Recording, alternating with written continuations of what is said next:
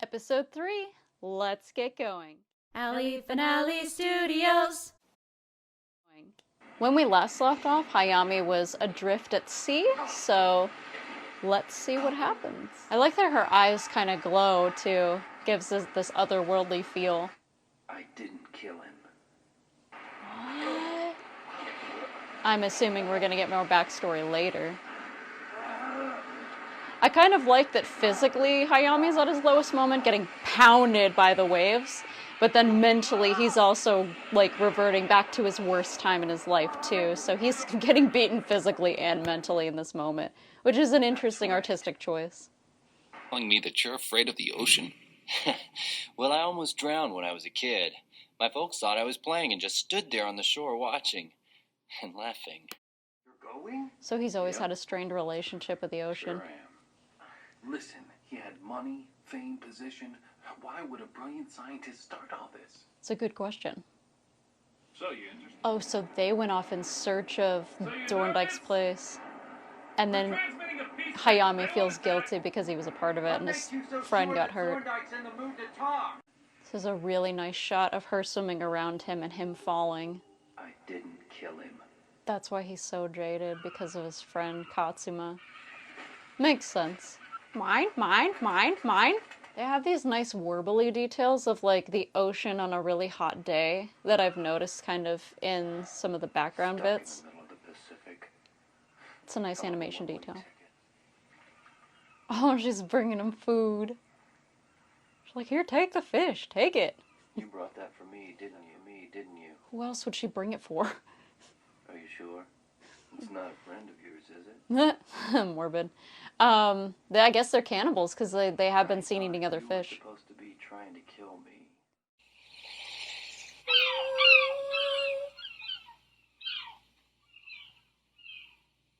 All I do is get rescued from the sea. Self-pity mode activated. Here's that music box theme again. Oh, is that song... Did she save him when he was little? Does he remember that song? Is that why they keep playing it? Oh my gosh, Night of the Living Dead. They're surrounded. We haven't reconciled yet. Even if he is alive, the bitterness would remain in our mouths. It's a good line. This thing has the same scars as Katsuma. Did he become a fish person instead of dying? Coordinates 221600. It's interesting how they speak in, like, gasps and clicking sounds because they're above water. I like how there's one just running on two legs, looking like a Titan in Attack on Titan, just like, Free Willy!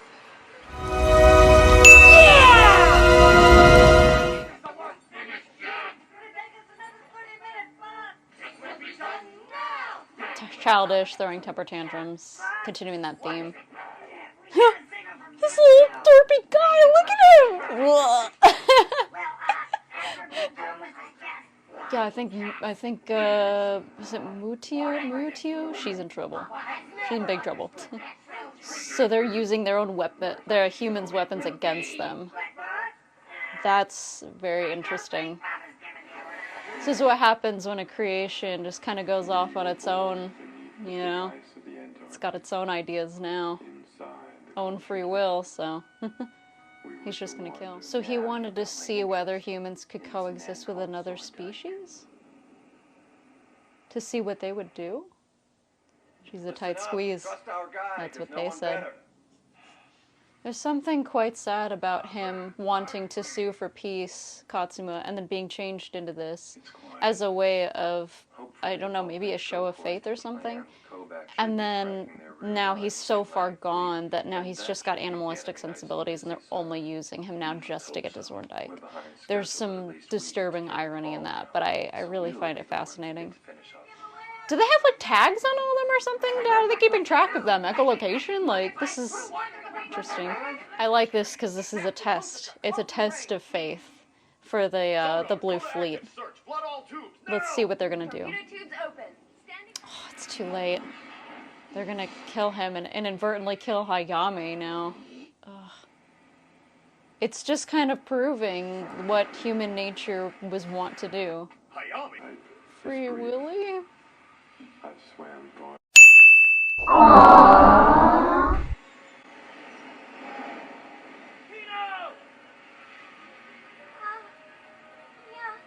She learned his name so fast. She just heard Kino say it once, and then bam, immediately picked it up in English.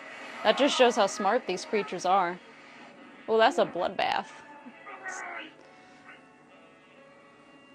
This suddenly became a Sam Raimi film. Hey, not bad. You've gotten better. His voice acting's gotten better. I actually like that his nose sounds stuff from the ocean. They're using this as an opportunity to justify the fact that they're going to take out Blue Fleet. Okay, so that was episode 3 of Blue Sub number 6. What did I think? Well... So I wanted to get a few of my thoughts out there. My camera decided, yes, you're not going to have enough battery to film everything by the time you finish episode 3, so here we go. Also, I have been sick for the past 2 weeks, so if I sound a little more congested than usual, that is why. Okay, so one of the things that jumped out to me, especially in this episode, is that there's a lot of birth-related imagery throughout the series. This makes sense because Zorndike's creatures were born from his hands. Some of the people on the human side, like Hayami and Katsuma, had a bit of a rebirth in how they see things. And in order to give the creatures a more nature-based and otherworldly feel, they've put them in fighter pods. And in those fighter pods, they're carried in like a viscous, woomy-like substance. So it definitely separates this series visually from some of the other ones that I've seen. In many instances, water is tied to birth and fertility. And so I think it's interesting that they're drawing on that as a theme. This imagery being prevalent is actually very smart on the creator's behalf. This episode had a lot of questioning to it, a lot of why things are going on, what's happening, what are Zorndike's motives, how are both sides responding to that in turn. There were a lot of moments of questioning of faith, of what the humans are going to do when the Muska comes up by itself, and they decide to fire on it because that's their initial instinct. And I think that's very telling.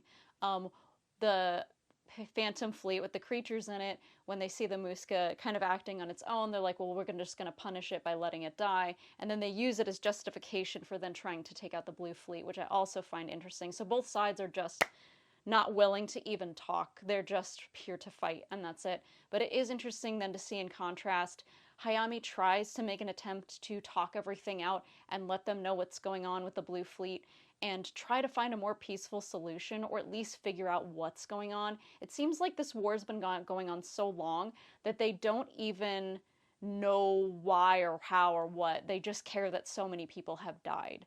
So it's one of those things where they're kind of locked in a death match, and it's not going to end until one side is just eviscerated. The series is delving into different aspects of war and showcasing it through different characters, of how each character kind of sees how the battle is going. From the Muska's point of view, it's isolating, it's lonely, it's depressing. For Hayame, it's a chance at redemption. For Hifumi, it's a chance to get revenge at these creatures for taking away so many people that she and others have loved. What keeps me watching is trying to see which ideology is going to win out. Will Hayame be able to bridge the gap between these two, or are both sides so far gone that an all-out genocide is the only way? It was very sad to see the Muska die, because it kind of seems like their existence is just made for war and nothing else. And the minute they start to question it, they realized how isolated, sad, and lonely their lives were, which was depressing. I mean, at the end, he was stating that he no longer felt sad and no longer felt cold or isolated, and I was like, oh my gosh, that's so dark.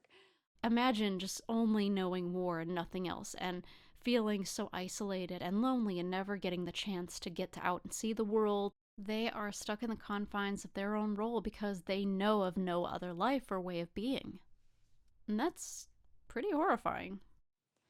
As always, the designs remain fascinating. I like the fact that they have these giant Muskas that transport and fight and carry things inside of them. That's really cool. We got to see, I think, the evolution of what Muito becomes, and so it's really interesting to see that there are like many different phases of life for these creatures, and we got to hear some of them trying to speak, and I like that in general, like when a person is around, they kind of revert back to like their fish speak. But then when you listen to like the one on the Phantom ship, he's speaking in English because, of course, to him he's speaking his own language. So I always love when like shows get to play around with that. So yeah, they've been pretty clever with their designs. I think that the designs are very smart in the series, playing with a lot of different shapes, a lot of different themes. It's a very creative way to get across what these characters are all about just in the design aspect. They don't even have to have any throwaway lines or any scenes or anything. You see them and you kind of immediately know what they're about. I do wonder what the connection is with the music box, because we do keep hearing that theme playing over and over again throughout the series. It came up when Zorndike was on the screen. It came up when Hayami was talking about his near drowning incident with the ocean. And I wonder if they're thematically trying to bridge the gap between these two characters. But I guess we'll find out. The further I go into this series, the more I like it. They keep addressing these different plot points and fascinating ideas and coming at these different themes with different approaches, and I really appreciate it. The CGI also has gotten better over time. I'm starting to kind of get used to them trying to mash the two together, so voice acting and CGI wise, it gets better as it goes, so it is worth sticking with. So those were my thoughts on episode 3 of Blue Sub number 6. I imagine in the next one we're going to have them talk to Zorndike and kind of find out why he's doing what he's doing and what happened with the creatures. Maybe they've gotten loose from him, who knows? But we're going to see, and I'm very intrigued to see what happens in the next one. So join me for the last and final episode of the Blue Sub number 6 watch-along series. Okay, Allie over and out.